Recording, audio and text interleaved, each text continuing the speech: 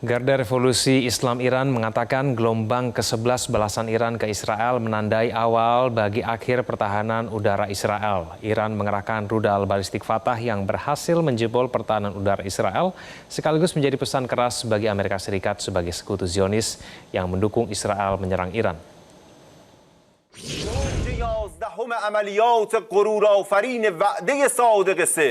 با استفاده از موشک‌های نسل اول فتاح آغازی بر پایان پدافند افسانه‌ای ارتش صهیونی و سردرگمی و خودزنی اشرار صهیونی را به شما فرماندهان و رزمندگان مخلص Rudal-rudal Iran termasuk rudal hipersonik Fatah masih terus menggempur wilayah pendudukan Zionis Israel sebagai balasan atas serangan Israel ke Iran yang mengakibatkan ratusan warga sipil Iran terbunuh.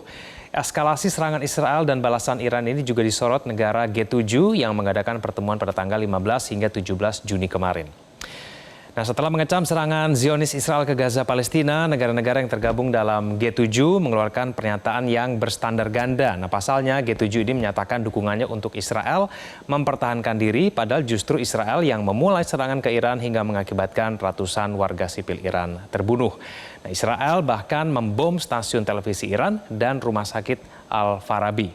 Nah, meski G7 berpihak kepada Israel, salah satu pemimpin G7, Presiden Prancis Emmanuel Macron memperingatkan bahwa tekanan keras untuk menggulingkan pemerintahan Republik Islam Iran akan memicu kekacauan.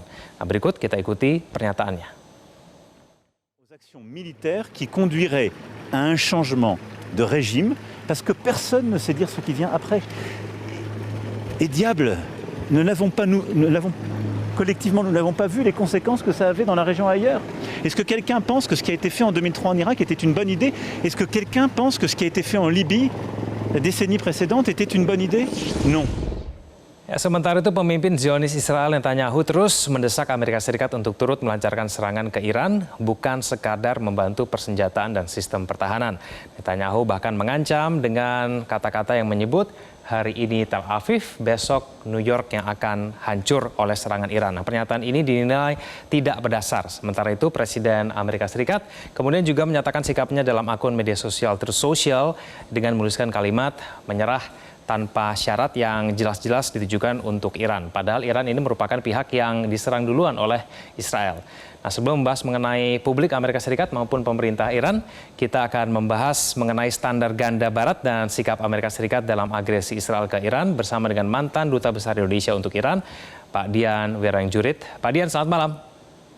Selamat malam Mas Egan, selamat malam pemirsa. Ya, terima kasih sudah bergabung sama kami di Prime Time News. Pak Dian, kami agak sulit mengerti kenapa kemudian negara G7 ini mendukung Israel. Yang menyerang duluan adalah Israel. Yang memiliki nuklir itu adalah Israel. Tanggapan Pak Dian? Terima kasih. Terima kasih. Itulah yang namanya tadi disinggung. Maaf. Halo? Ya, silakan Pak Dian. Itulah yang tadi disinggung Mas Egan tepat sekali. Itulah yang namanya standar ganda. Setahu saya negara-negara Barat, apalagi negara-negara G7, memang terkenal karena memang memiliki kekuatan yang besar, baik ekonomi maupun militer. Tapi yang pasti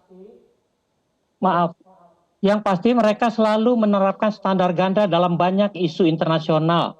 Yeah. Nah, buat saya tidak aneh kalau sekarang KTT G7 itu juga mengeluarkan yang sama.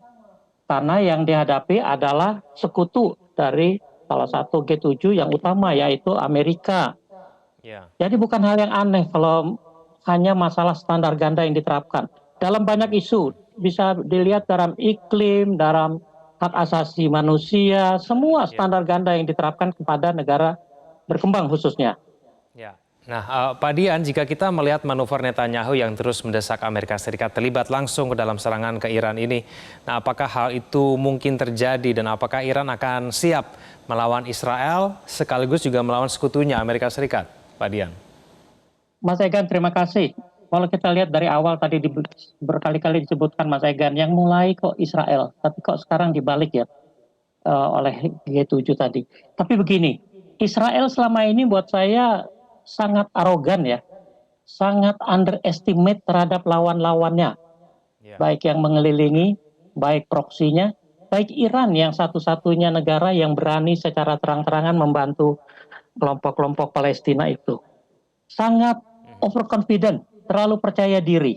Dia pikir kemenangan di perang-perang sebelumnya, perang 67, perang 73, dan beberapa kali serangan-serangan ke Irak, ke Syria, membuat mereka besar kepala, seakan-akan mereka akan mudah juga masuk ke Iran, yang dianggap lagi dalam keadaan susah karena krisis yang dialami Iran, khususnya krisis ekonomi, akibat sanksi yang diterapkan bertubi-tubi.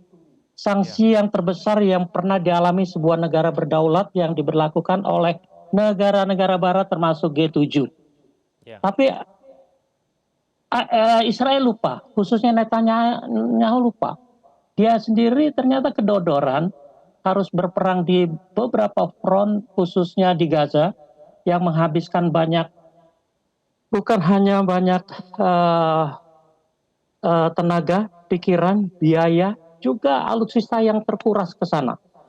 Sementara untuk perang dengan Iran, mereka hanya mengandalkan kepada pesawat-pesawat jet tempurnya dan rudal-rudalnya serta drone, sesuai dengan kemajuan teknologi saat ini. Tapi mereka lupa bahwa Iran itu sejak disanksi pada tahun 79 sampai detik ini, itu merupakan negara yang bisa survive dan bisa mengembangkan teknologinya secara luar biasa. Termasuk teknologi alutsistanya, mulai dari kapal selam sampai ke roketnya. Nah, ini yang kelihatannya tidak diduga. Karena mereka merasa kuat, kira-kira mereka merasa Amerika Serikat akan ikut-ikutan nggak nih? Kalau misalnya Israel udah kedodoran ya, seperti Pak Dian tadi katakan. Nah, kira-kira Amerika Serikat bakal ikutan nggak nih? Ikutan menyerang Iran nggak? Kalau bicara soal Israel tergantung pimpinannya. Kalau pimpinannya seperti Donald Trump sekarang ini, buat saya kata-katanya susah dipegang. Karena bisa berubah dalam setiap saat. Satu ketika dia bilang perundingan nuklir dengan Iran berjalan, Amerika akan mendukungnya. Satu ketika dia bilang perundingan akan dibatalkan, seperti juga dalam kasus serangan ini. Presiden Trump pernah menyatakan bahwa Amerika hanya akan terlibat kalau rudal-rudal Iran menyerang pangkalan-pangkalan militer Amerika yang tersebar di Timur Tengah. Banyak pangkalan Amerika di sana. Kalau salah sasaran atau meleset perhitungan serangan rudal atau roket Iran ke Israel menyasar kepada pangkalan Amerika, ketika itu Amerika mungkin akan masuk ke dalam perang dengan Iran. Seperti di dalam beberapa perang yang di mana Amerika terlibat, selalu Amerika mencari alasan untuk masuk. Nah, kita lihat saja apakah alasan Trump kalau pangkalannya jadi sasaran dia akan baru masuk, atau tanpa ada sasaran ke pangkalan itu Trump masuk. Itulah yang tidak bisa diduga dari seorang Trump. Makanya segala kemungkinan dalam hal ini bisa terjadi, terlepas dari apa yang dikatakan Trump. Begitu Mas Egan. Baik, kalau misalnya memang Amerika Serikat mau menyerang Iran, ikut-ikutan begitu untuk mendukung Israel, tapi tampaknya warga Amerika Serikat sendiri tidak solid begitu mendukung pemerintah Amerika Serikat. Karena Pak Dian, survei terkini yang dilakukan oleh YouGov ini menunjukkan sekitar 60% dari warga Amerika Serikat ini sebetulnya mereka menolak keterlibatan militer negaranya untuk intervensi langsung ke dalam serangan ke Iran. Nah, sikap ini berlangsung di tengah kemungkinan militer Amerika Serikat secara langsung yang kemudian bergabung dengan Israel dalam menyerang Iran. Nah, Republik Islam Iran ini masih terus melawan serangan Israel. Yang terbaru, Iran meluncurkan gelombang serangan ke-11 dalam operasi Janji Ketiga. Nah, serangan Iran ini merupakan balasan atas serangan Israel sejak 13 Juni yang lalu, di mana Israel melancarkan serangan tanpa provokasi dengan menargetkan warga sipil dan infrastruktur sipil termasuk rumah sakit. Nah, Pak Dia, di tengah memanasnya balasan Iran ke Israel, nah ini muncul suara-suara terkait penggulingan pemerintahan Republik Islam Iran yang kemudian direspon oleh Presiden Prancis yang menentang penggulingan pemerintah Iran. Nah, apakah pemerintah Iran yang dipimpin oleh Ayatollah Said Ali Khamenei ini akan terus bertahan di tengah serangan tanpa henti dari Israel dan sanksi Barat, Pak Dian? Terima kasih. Kalau bicara perang saling saling memperkirakan akan terjadinya pergantian pimpinan di Iran misalnya. Di Amerika juga tadi disinggung Mas Egan, opini juga sudah lebih banyak yang tidak setuju dengan pemerintahannya. Pemakzulan Trump masih di atas meja, juga kenyataan bahwa gelombang anti perang juga melanda hampir seluruh dunia, termasuk di negara-negara sekutunya Amerika. Karena mereka menyadari pada dasarnya Amerika itu satu-satunya negara yang paling hobi perang gitu loh. Sepanjang abad 21 ini berapa banyak perang di mana Amerika terlibat. Sementara Iran sendiri misalnya, bisa dibilang hanya satu dalam abad kemarin ya, abad 20 ketika perang melawan Irak. Tapi Amerika hampir di setiap bagian dunia ada ribut, selalu ingin cawe-cawe. Nah di Iran dalam hal ini ingin cawe-cawe lagi menanti adanya isu. Kalau memang benar pangkalan Amerika diserang, dia akan mulai bergerak.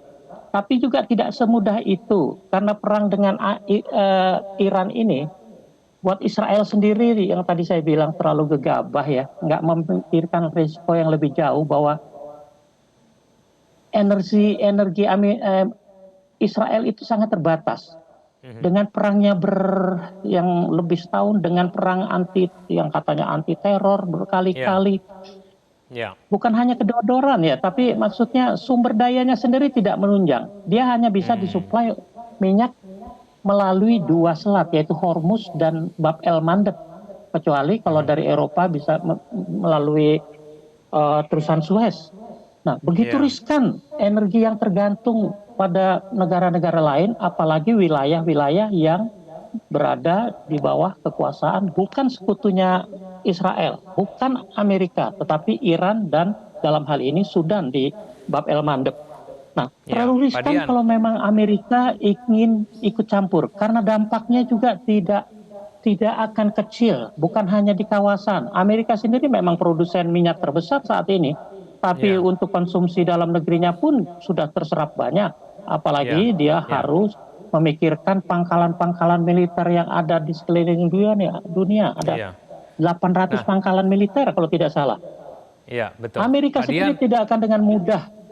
Terima kasih. Tapi menurut Anda kira-kira Iran memiliki kemampuan yang memadai tidak? Memiliki ketahanan tidak? Apabila dia harus menghadapi Israel yang kemudian sedang meminta Amerika Serikat untuk ikutan ke dalam perang ini, lalu kemudian bisa saja sanksi Barat kemudian berlaku dengan dukungannya G7 kepada Iran. Nah, Iran ini punya kekuatan itu tidak? Memiliki daya tahan itu tidak? Iran atau Persia adalah sebuah peradaban, Mas Egan, yang sudah punya bukti bertahan dari berbagai serangan besar di masa lalu. Iran tidak akan begitu saja ditundukkan oleh kekuatan manapun, dan itu sudah terbukti. Nah, kalau mau lihat kenyataan sekarang, Israel siapa? Dia hanya bisa beraksi kalau tidak ada induknya di belakangnya. Kalau tidak ada dukungan Amerika, tidak akan pernah Israel berani melakukan apa yang dilakukannya sekarang. Tapi tolong diingat, dalam hal ini Iran itu sifatnya defensif, Mas Egan, seperti disebutkan tadi. Yang memulai siapa? Kalau orang sudah defensif masih juga ditekan, dia keluarkan segala kemampuannya. Dan kemampuan Iran ini memang tidak bisa diduga, karena dalam kondisi sanksi tidak ada yang bisa memperkirakan. Oposisi Iran di luar negeri pernah mengatakan Iran tahun 2002 sudah punya senjata nuklir. Ternyata IAEA belum bisa membuktikan. Tapi kalau roket-roketnya sudah tidak disangsikan, dia sudah bisa mengirim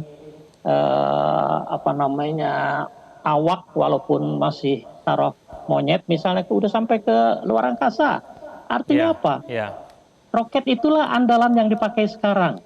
Artinya kalau ujung dari roket itu di payloadnya, di warheadnya itu ditempatkan senjata-senjata pemusnah massal, wah itu akan lebih dahsyat peperangan di Timur Tengah.